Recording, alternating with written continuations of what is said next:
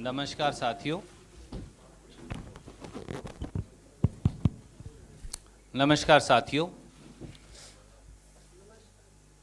आज भारतीय राष्ट्रीय कांग्रेस की इस विशेष पत्रकार वार्ता में उत्तर प्रदेश की प्रभारी अखिल भारतीय कांग्रेस कमेटी की महासचिव श्रीमती प्रियंका गांधी वड्रा जी का और आप सबका बहुत स्वागत है। प्रियंका जी आज एक अत्यंत गंभीर विषय जो आस्था से भी जुड़ा है, भक्ति से भी जुड़ा है और प्रभु राम को दिए जा रहे भाजपाई धोखे से भी जुड़ा है, उसे लेकर आपके बीच में उपस्थित हैं। मैं बगैर किसी विलंब के उन्हें अनुरोध करूंगा कि वो अपनी बात आपके समक्ष रखेंगी। आदरणीय प्रियंका जी। जी, ये राम मंदिर ट्रस्ट द्वारा जो ज़मीनें खरीदी गई हैं इस विषय में है। आप सबको मालूम है, पूरे देश को मालूम है कि पूरे देश ने, देश के तकरीबन हर घर ने, गरीब परिवारों ने, महिलाओं ने जो बचत की थी उसमें से भी सब ने चंदा दी है इस ट्रस्ट के लिए। और एक अभियान भी चलाया गया था चंदा इकट्ठा करने के लिए। घर घर गए, चंदा इकट्ठा किया।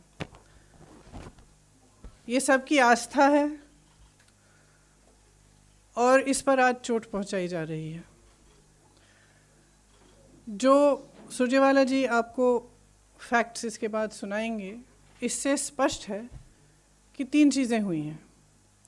एक, दलितों की ज़मीन जो खरीदी नहीं जा सकती थी वो खरीदी गई है, हड़पी गई है। दूसरा कि कुछ ज़मीनें जो कम दाम की थी इस तरह से बेची गई कि ट्रस्ट को बहुत ज़्यादा पैसों के लिए बेची गई। इसका मतलब है कि जो चंदा का पैसा है उसके साथ घोटाला किया गया है, भ्रष्टाचार किया गया है। इसमें एक उदाहरण है जिससे ये बहुत स्पष्ट तरह से सामने आती है ये बात। एक ज़मीन थी जो 2017 में 2 करोड़ की किसी ने खरीदी। उन्होंने 2021 में उस ज़मीन के 10,000 वर्ग मीटर बेचे ट्रस्ट को। वो 8 करोड़ के लिए बेची वो ज़मीन। 10,000 वर्ग मीटर 8 करोड़ के लिए बेची। उस ज़मीन का उसी ज़मीन का दूसरा हिस्सा 12,000 वर्ग मीटर 2 करोड़ में किसी एक, नाम लिखा है तिवारी जी, किसी रवि मोहन तिवारी जी को 2 करोड़ में बेची गई। कब बेची? 19 मिनट बाद। ठीक है। तो जो दूसरी 12,000 स्क्वायर मीटर की ज़मीन है वो 2 करोड़ में रवि मोहन तिवारी जी खरीदते हैं। 19 मिनट बाद, इस सेल डीड में, जो रवि मोहन तिवारी जी की सेल डीड है जिसके ज़रिए वो खरीद रहे हैं ज़मीन, उसमें अनिल मिश्रा जी जो सरसंघचालक हैं आरएसएस के और राम मंदिर ट्रस्ट के ट्रस्टी हैं, वो गवाह हैं। और उसमें दूसरे गवाह कौन है? ऋषिकेश उपाध्याय जो अयोध्या के मेयर साहब हैं। तो ये दोनों गवाह हैं। 5 मिनट बाद रवि मोहन तिवारी जी उसी 2 करोड़ की ज़मीन को 18.5 करोड़ में ट्रस्ट को बेच देते हैं। तो अगर ये घोटाला नहीं है, भ्रष्टाचार है, नहीं है, तो क्या है? अच्छा, गवाह आपके कौन है? आरएसएस के सरसंघचालक और राम मंदिर के ट्रस्टी साहब। और दूसरे गवाह अयोध्या के मेयर साहब। आज उत्तर प्रदेश सरकार ने कहा है, या कल कहा था, कि जांच को नियुक्त कर रहे हैं। जांच कौन कर रहा है? जिला अधिकारी के लेवल के अधिकारी कर रहे हैं। मतलब जिला अधिकारी के स्तर पर ये जांच हो रही है। राम मंदिर ट्रस्ट को उच्च न्यायालय के आदेश के आधार पर बनाया गया, तो ये जांच भी उच्च न्यायालय द्वारा होनी चाहिए, क्योंकि ज़िला अधिकारी के स्तर का इंसान मेयर को नहीं जांच सकता। ये तो आप सब अच्छी तरह से जानते हैं। क्या हुआ है कि राम मंदिर के आसपास जितनी भी ज़मीनें हैं उस पर लूट लगी हुई है। भाजपा के जो नेता हैं और अधिक पदाधिकारी हैं और जो सरकारी अधिकारी हैं श्री योगी आदित्यनाथ जी की सरकार के, वो सब लूट में मिले हुए हैं। और ये तो एक ही मिसाल है, सुरजेवाला जी आपको इस पर थोड़ा और बताएंगे, लेकिन वहाँ पे कितनी ज़मीन है, कितने हज़ारों का घोटाला किया गया है नहीं मालूम। बात यह है कि भगवान राम मर्यादा नैतिकता के प्रतीक थे, सत्य के पथ पर चलने के लिए तैयार। उन्होंने कितना बड़ा बलिदान दिया, किस लिए? क्योंकि उन्होंने सत्य के पथ पर चलने का उन्होंने निर्णय लिया था। अब उनके नाम पर भी आप भ्रष्टाचार कर रहे हैं, पूरे देश की आस्था को ठुकरा रहे हैं, उस पर चोट पहुंचा रहे हैं। तो एक बहुत गंभीर बात है, इसीलिए हम यहाँ हैं। और मैं चाहती हूँ कि सुरजेवाला जी इस पे थोड़ा सा एलैबोरेट करें। शुक्रिया प्रियंका जी। प्रियंका जी ने जो उदाहरण दिया साथियों, ये अपने आप में राम नाम के नाम पर प्रॉपर्टी डीलर और भाजपाई नेता कैसे लूट कर रहे हैं, ये उसका जीता जागता सबूत है। 15 नवंबर 2017 को 2.3 हेक्टेयर जमीन 2 करोड़ रुपए में बेची गई। उसका रजिस्टर्ड सेल डीड हमारे पास है, प्रियंका जी की तरफ से हम आपको भेज रहे हैं। ये वो सेल डीड है। इस जमीन पर एफआईआर दर्ज कर दी गई, वो भी कहां? राम जन्मभूमि पुलिस स्टेशन जिला अयोध्या में 22 अप्रैल 2018 को, कि ये ज़मीन बेची ही नहीं जा सकती क्योंकि ये ज़मीन निजी ही नहीं है। ये वो एफआईआर है जो हम आपको भेज रहे हैं। तो ये ज़मीन बेची ही नहीं जा सकती थी और बाकायदा यूपी पुलिस ने ये एफआईआर दर्ज की है। 18 मार्च 2021 को, जैसा प्रियंका जी ने बताया, इस ज़मीन का आधा भूभाग जो 10,370 वर्ग मीटर है, खरीदने वालों ने, जिन पर एफआईआर दर्ज है कि आप ये बेच ही नहीं सकते, उन्होंने 8 करोड़ रुपए में राम मंदिर ट्रस्ट को टिका दिया। ये वो सेल डीड है, इसकी कॉपी भी हम आपको भेज रहे हैं। इस पर बाकायदा चंपत राय जी ने राम मंदिर ट्रस्ट की तरफ से खरीदी। चंपत राय जी जो आरएसएस के पूर्व लीडर हैं और मोदी जी ने जिन्हें राम मंदिर ट्रस्ट का सचिव बनाया है। और इस सेल डीड पर भी अनिल मिश्रा, ट्रस्टी राम मंदिर ट्रस्ट, और ऋषिकेश उपाध्याय, मेयर भाजपा अयोध्या के दस्तखत हैं। तो पहली बात तो आधी जमीन ही 8 करोड़ में रख ली।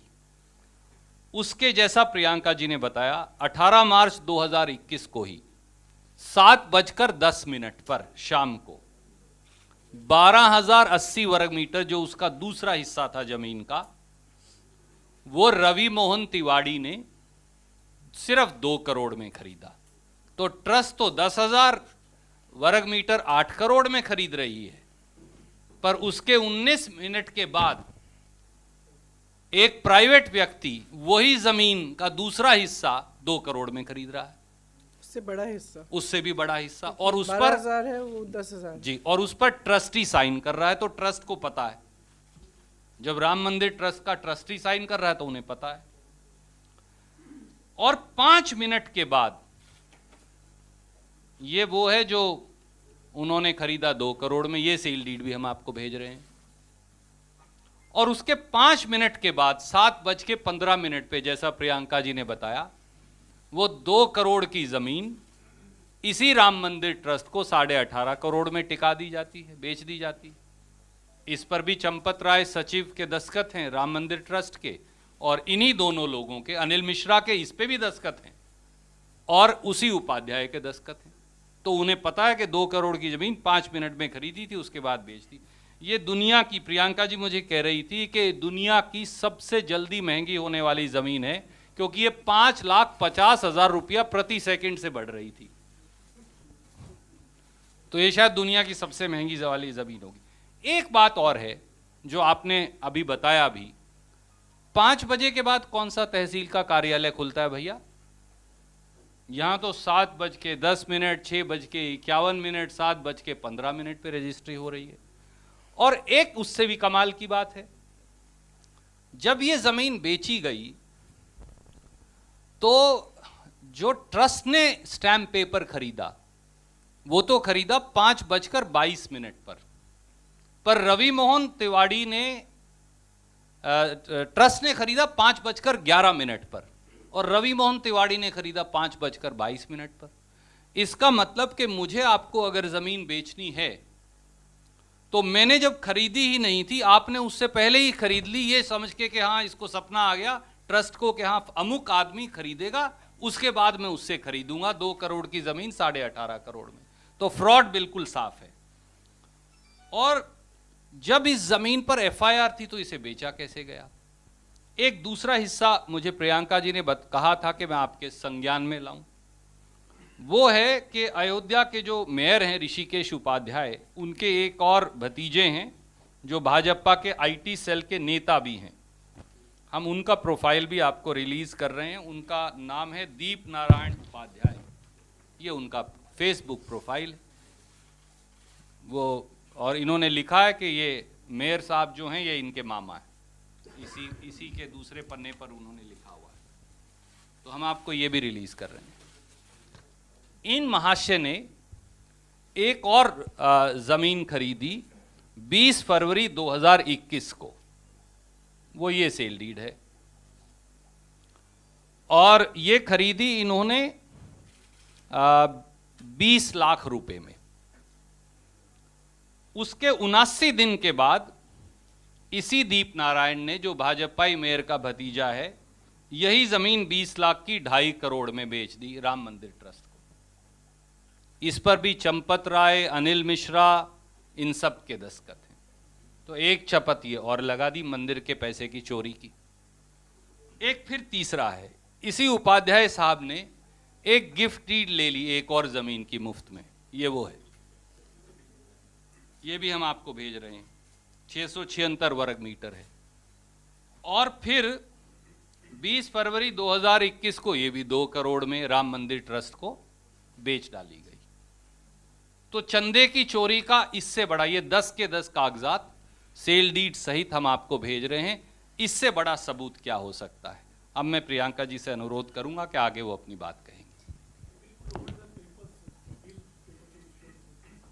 We will send you every paper.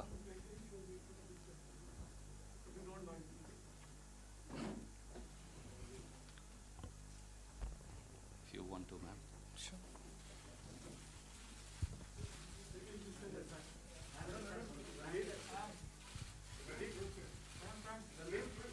I'll come to questions. They can ask questions. Ma'am, shall we? Sorry?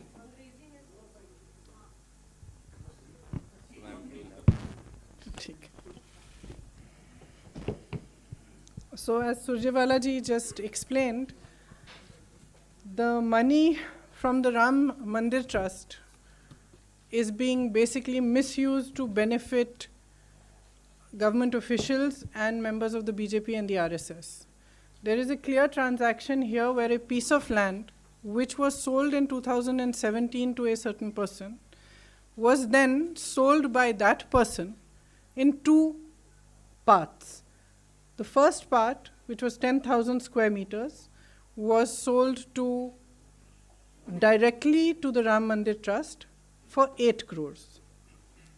The second part, which was 12,000 square meters, 19 minutes later, so we're talking about the same piece of land, we've sold one piece of it, 10,000 square meters, let's say at 6 o'clock, and 19 minutes later, we are selling the second part of the same land, slightly larger part, 12,000 square meters, to a certain Ravi Mohan Tiwari for 2 crores. So you have a piece of land, half of it is going for 8 crores, the other half is going, slightly more than the other half, is going for 2 crores at the same time, approximately. 5 minutes later, this Mr. Ravi Mohan Tiwari is selling that 2 crore piece of land for 18.5 crores to the trust, which means basically the trust is paying 8 crores plus 18.5 crores for a piece of land, which is probably just a little more than 2 crores. Who are the witnesses on these sale deeds? It's the mayor of Ayodhya and a trustee who has been the Sarsang Chalak of the RSS. I'll just read his name again because his name slips my mind. Anil Mishra and the mayor Sri Rishikesh Upadhyay.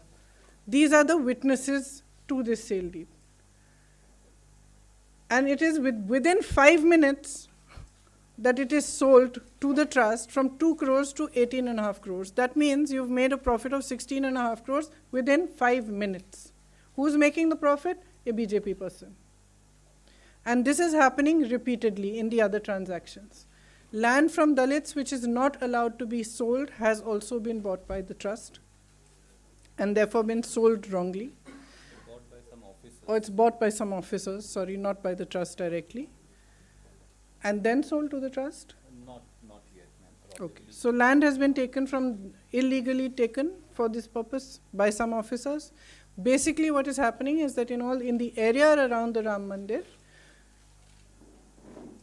people from the BJP, office bearers from the BJP, workers of the BJP and the RSS, trustees, some of the trustees clearly, and some big officials of the BJP are buying and selling land to benefit themselves and actually using the trust money for this purpose. So people have given money for this trust from all over India. I have been to the houses, villages and houses of people in UP where women have told me that even the money, some of the money that they had saved up, out of that they have given to the trust. And it's being obviously blatantly misused and there's wholesale corruption happening. The other thing is that the UP government has apparently announced that it's going to hold an inquiry into this matter. But who is holding the inquiry? An officer of the level of the district magistrate. Now you have the mayor as a witness on a sale deed, and you are expecting, obviously you're not expecting any inquiry to happen because you have put a person of a district magistrate level in charge of the inquiry. So it's clear that no real inquiry is going to take place. What we are saying is the trust was formed on an order of the Supreme Court. The inquiry should be done at that level. It should be done at the level of the Supreme Court. So that is the... Thank you, ma'am. We'll take questions now one by one. We'll start with PTI. Sanjeev.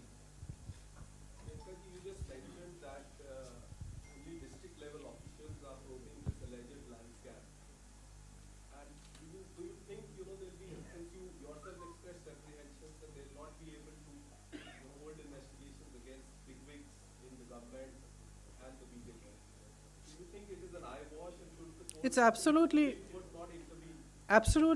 that is my view. It is my view that the court, perhaps even suo motu, should intervene because here we are talking about the faith of millions and also the fact that millions of people, not necessarily well-off people, poor people also have given their savings to this trust.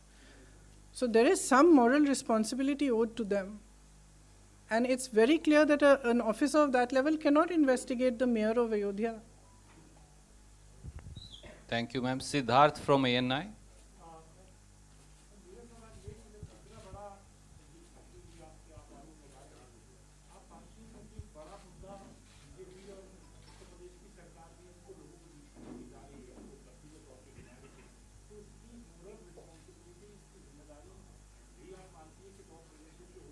पूरी तरह से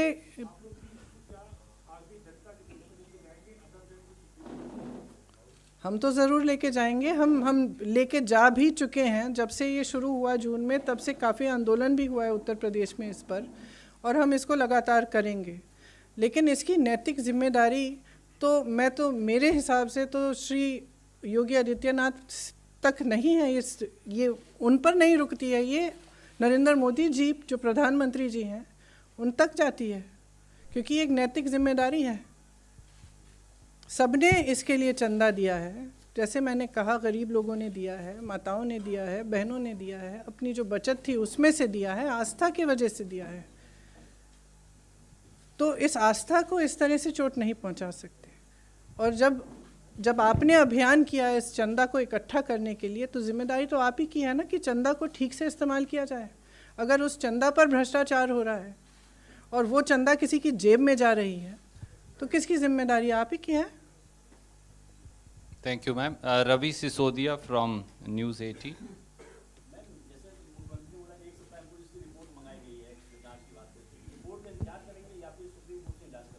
आप बताइए, कोई ज़िला अधिकारी mayor पे जांच कर सकता है? और ये जो ट्रस्टी हैं, ये राम मंदिर ट्रस्ट के ट्रस्टी हैं, इस पर कोई ज़िला अधिकारी की आप यूपी आइए और मुझे कुछ कहने की ज़रूरत नहीं है। किसी भी ज़िला अधिकारी की हिम्मत नहीं है कि वो इतने बड़े सरकारी पद पे जो बैठे हैं उन पर जांच की जाए। ठीक है, तो ये ऑब्वियसली ये जांच इसलिए कह रहे हैं क्योंकि कुछ कहना है, इस मामले को निपट लिया और आगे बढ़ें, लेकिन ये एक बहुत बड़ा मामला है। Thank you ma'am. Ashish from ABP.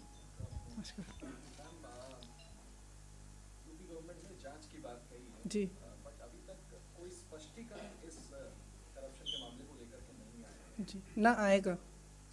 Ma'am, जिस तरह की जांच आप मांग रही हैं, अगर ऐसा नहीं होता है, यस यू डिसाइड कि सुप्रीम कोर्ट को सो वोटर कॉग्निजेंस लेना चाहिए।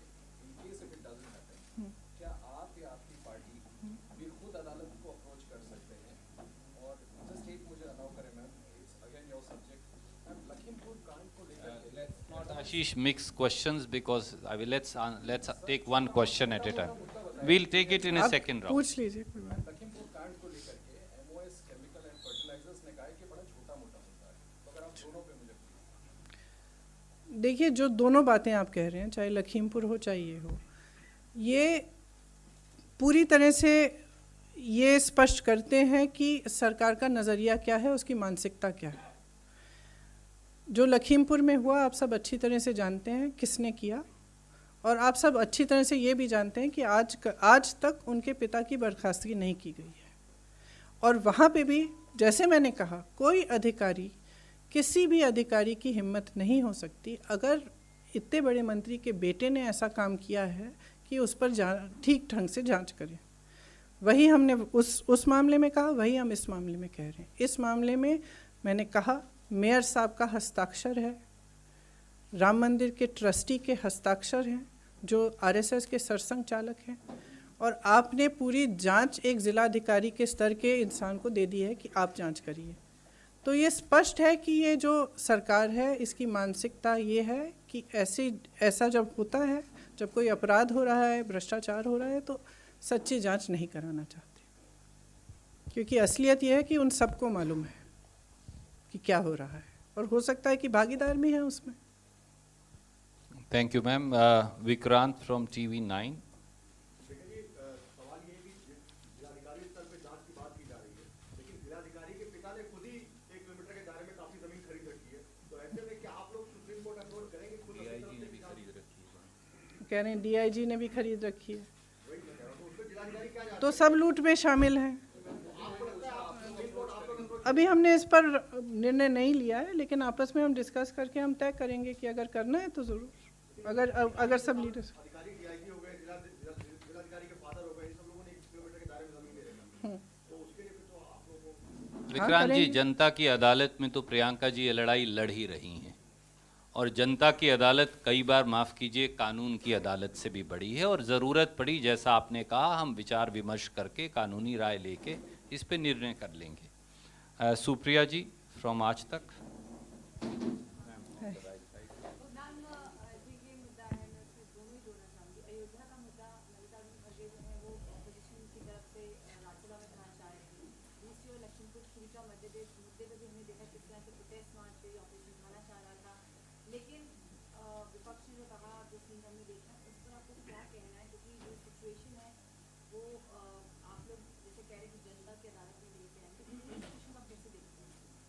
सिचुएशन ये है कि लोकतंत्र को ख़त्म किया जा रहा है, और ये है कि चाहे भ्रष्टाचार हो, चाहे अत्याचार हो, चाहे हत्याएं हो किसानों की, इन सब बातों पे ना चर्चा हो रही है, ना जांच कभी होगी, क्योंकि सरकार जानती है कि क्या हो रहा है, सरकार उसमें पक्षदार है, सरकार नहीं चाहती कि सच्ची जांच हो, और ये नहीं चाहती कि एक लोकतांत्रिक तरह से इस पर कोई भी चर्चा हो, क्योंकि चर्चा होगी आप सबको अब मजबूर हो जाएंगे दिखाने के लिए।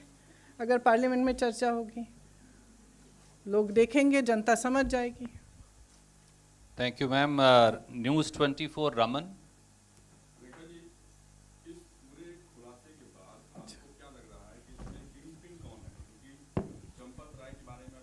अब जांच तो मैं खुद कर नहीं रही हूँ, तो मैं किंग पिन कौन है क्या?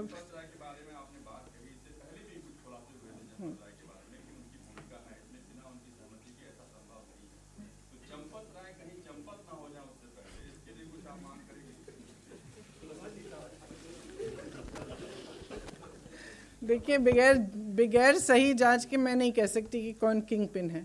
ये बहुत स्पष्ट है कि इसमें जैसे मेयर साहब के हस्ताक्षर हैं, एक नहीं 2 ट्रांजैक्शन में उनके हस्ताक्षर हैं, ये जो ट्रस्टी हैं मिश्रा जी, इनके भी हस्ताक्षर हैं, तो ज़रूर ये लोग इन्वॉल्व हैं।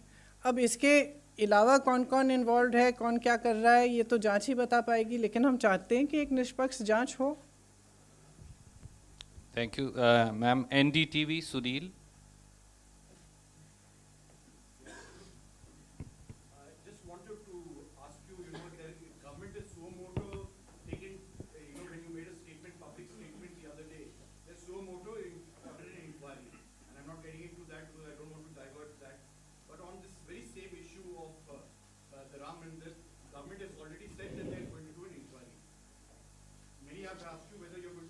How can a government inquire about itself?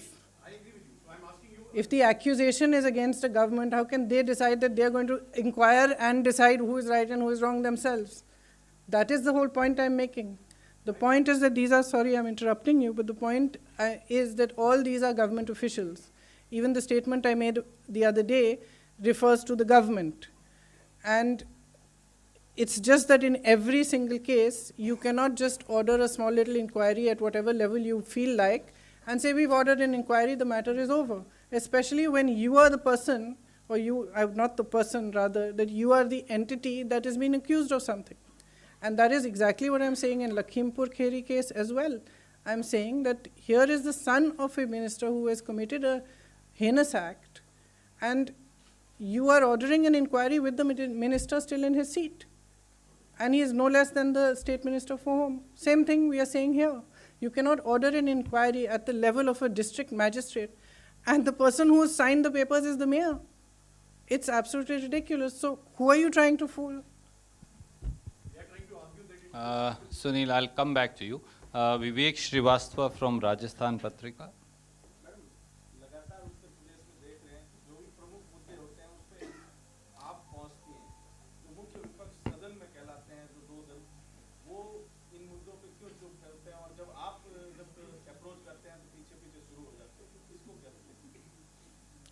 देखिए, अगर आप 2 साल पिछले 2 सालों को देखें तो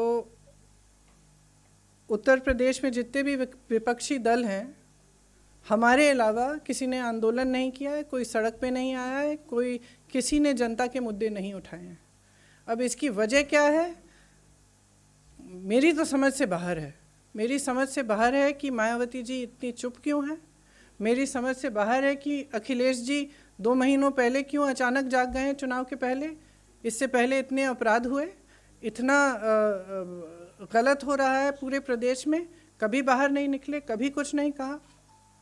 तो लड़ तो हम ही रहे हैं। पिछले 2 सालों से लगातार हम लड़ाई लड़ रहे हैं जनता की, हम उनकी आवाज़ उठा रहे हैं। जहाँ जहाँ अत्याचार हो रहा है, गलत हो रहा है, हम पहुँच रहे हैं, क्योंकि किसी को आवाज़ उठानी पड़ेगी और लड़ना पड़ेगा, और हम अपना कर्तव्य समझते हैं कि हम जनता के लिए लड़ें। उमा शंकर।